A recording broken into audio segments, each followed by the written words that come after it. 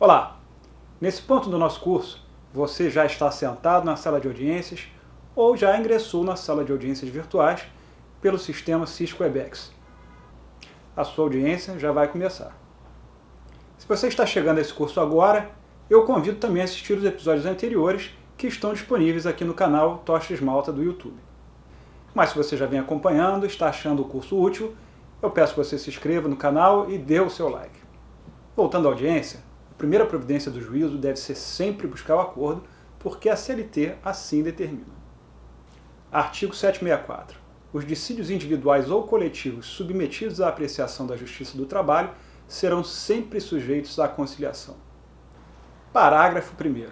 Para os efeitos deste artigo, os juízes e tribunais do trabalho empregarão sempre os seus bons ofícios e persuasão no sentido de uma solução conciliatória dos conflitos. Artigo 846. Aberta a audiência, o juiz ou o presidente proporá a conciliação.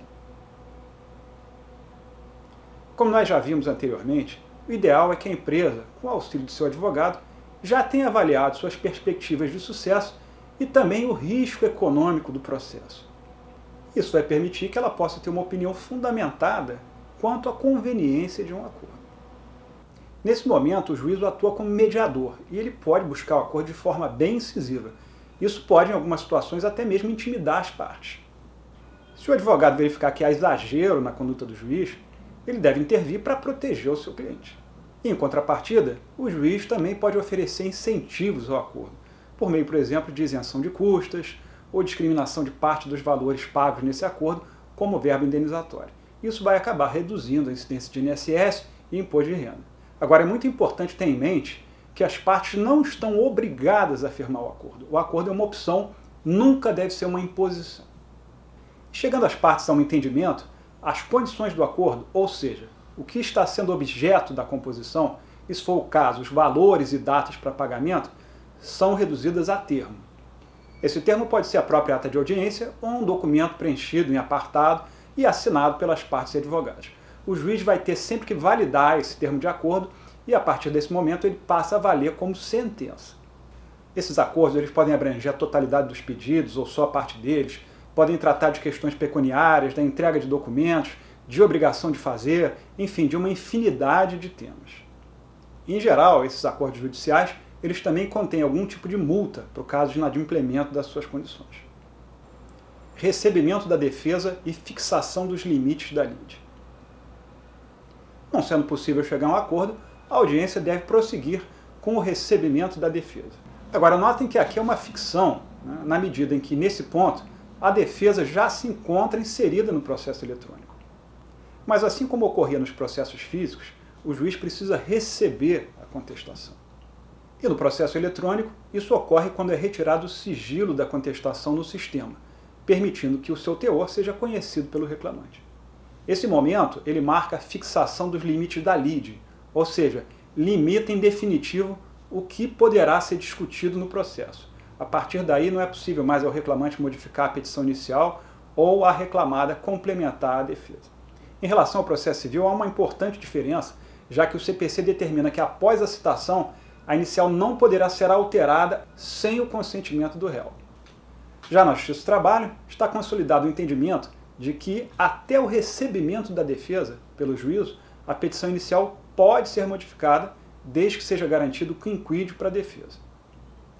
Ou seja, em termos práticos, se antes de retirar do sigilo da contestação, o reclamante requerer prazo para incluir reivindicações adicionais ou esclarecer algum ponto do pedido, isso é possível, o juiz pode deferir. Mas fazendo isso, ele precisa adiar a audiência, facultando a reclamada também modificar ou complementar a defesa. A reclamada pode abrir mão desse prazo se entender que essa modificação não vai alterar a sua linha de defesa. E recebida a defesa, o reclamante também não pode mais desistir do pedido, desistir da ação, sem o consentimento do réu. Essa matéria está disciplinada no artigo 841, parágrafo 3º da CLT. Oferecida a contestação, ainda que eletronicamente, o reclamante não poderá, sem o consentimento do reclamado, desistir da ação. Aqui também existe uma discussão doutrinária, já que a lei fala em oferecimento da defesa, que alguns têm entendido como o protocolo no sistema do PJE. Como o artigo 847 da CLT determina que a defesa seja produzida em audiência, eu particularmente entendo que esse é o momento em que a contestação realmente é oferecida. Agora, nesses tempos diferentes que nós temos vivido, alguns juízes têm determinado que a defesa seja apresentada previamente sem sigilo. Aí, evidentemente, teremos que considerar que a contestação está efetivamente oferecida no momento desse protocolo no sistema eletrônico. É interessante notar que, pela regra do artigo 847 da CLT, a defesa deveria ser produzida oralmente, sendo apenas facultada a defesa escrita. Mas, na prática, a defesa já vinha sendo apresentada por escrito, mesmo antes do advento do PJE. Audiência una e audiência partida. Vejam, em teoria, o processo de trabalho deveria ser simples, de fácil compreensão, até para os leigos, afinal de contas é um chamado direito operário. Mas com o passar dos anos, ele tem se sofisticado, se tornado mais e mais complexo, o que eu vejo particularmente como um desserviço à população. Esse tipo de confusão, ele acaba tornando difícil nós nos prepararmos para as audiências, já que os juízes não são unânimes a respeito de como as audiências devem se desenvolver.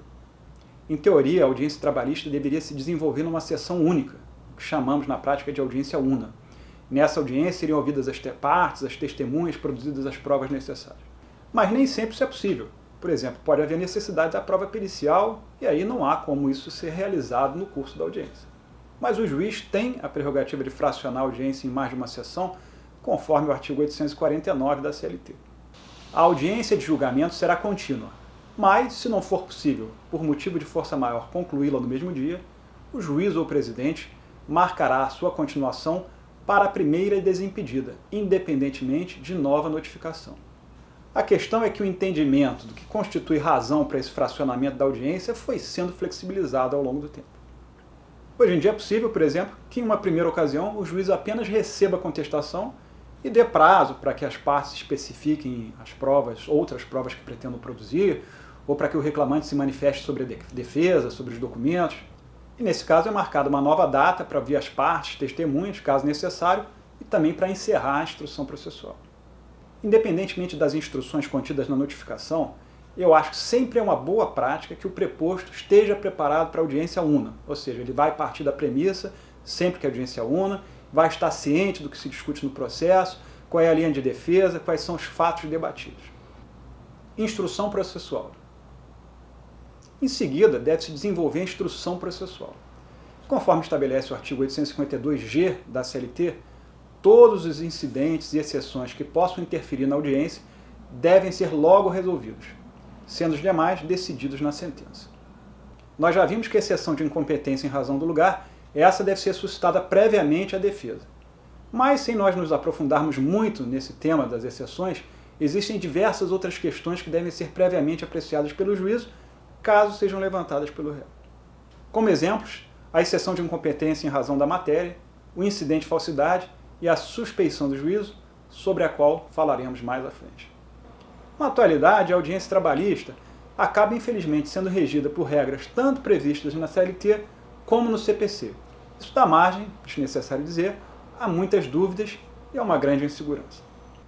Seja como for, os primeiros a serem ouvidos, conforme determina o CPC, são perito e assistentes técnicos. Isso, evidentemente, caso tenha havido prova pericial no processo e as partes ou juiz tenham qualquer dúvida que precise ser esclarecida.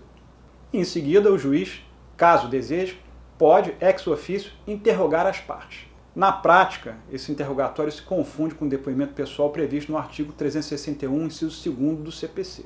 Terminada a defesa, seguir-se-á a instrução do processo, podendo o presidente, ex officio, ou a requerimento de qualquer juiz temporário, interrogar os litigantes. As provas orais serão produzidas em audiência, ouvindo-se, nesta ordem, preferencialmente o autor e, em seguida, o réu, que prestarão depoimentos pessoais. Aqui é importante notar que, se o juiz não determinar que sejam ouvidas as partes, aquele que tiver interesse em ouvir a parte contrária precisa requerer o depoimento pessoal. Se não fizer isso, vai haver a preclusão. Não pode partir da premissa sempre que o juiz é que vai determinar a oitiva dos depoimentos. Nós já vimos, numa aula anterior, que a preclusão, de forma simplificada, ela representa justamente perder uma oportunidade processual que não vai ser renovada.